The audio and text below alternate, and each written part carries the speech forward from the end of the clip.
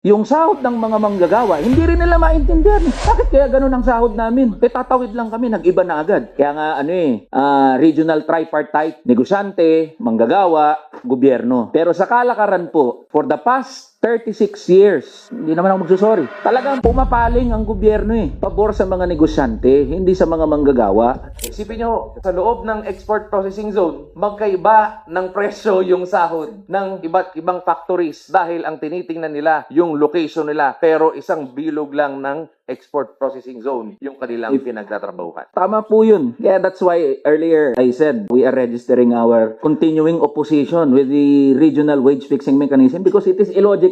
In Cavite, Mr. Chair, hindi na nga regionalized wage fixing mechanism Municipality. Yeah, municipalization of wages. Saan ka nakakita magkatabing munisipyo? Hindi nga tulay, hindi nga dagat yung naghihiwalay doon sa mga yun. Magkatabi lang. Iskinita, poste, o kung puno nga lang ang pagitan Pero mo, isang tawid lang, 20 pesos agad ang pinagkaiba. So, it is really illogical. Paano mo halimbawa ipapaliwanag, Mr. Chair? Pag ikaw ay nasa may kawayan, tatawid ka, Valenzuela na. Pader lang ho ang pagitan nun. Bacoor, Cavite, Las Piñas, Zapote Bridge lang. Zapote Bridge lang ang naghihiwalay. Pag pumunta ka dito sa may Muntinlupa, pa San Pedro, Laguna, pure gold lang ang naghihiwalay sa dalawang yun. Pag pumunta ka ng Marikina, tawid ka, Antipolo, street light lang. Pinuntahan ko kasi Mr. Chair yung mga border, mula norte, south, east. Puro katabi na lang to ng Metro Manila. And yet, yung sahod ng mga manggagawa, hindi rin nila maintindihan Bakit kaya ganun ang sahod namin? Tatawid lang kami, nag-iba na agad. I-argue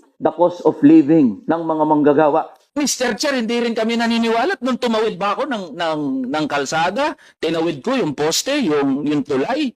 Nag-iba na ba yung pangangailangan? So we would like to know the rationale behind kung paano ba talaga dinedetermine ng mga RTWPBs itong pagpapasahod sa mga manggagawa, because seemingly it is really illogical to have such a wage fixing mechanism na wala naman talagang pinagkaiba doon sa buhay ng mga manggagawa. We would like to present actually our models, how it will help the industry. Actually, tinitingnan po kasi namin na ang pag-review at pagrepaso dito sa RA 6727 would actually benefit the businesses. Kaya open po yung very welcome development po yan na makapag-usap tayo, and we would like to present yung models naman namin kung bakit maganda na mabuwag na at ma-review itong RA 6727 at yung regionalization ng ating wages.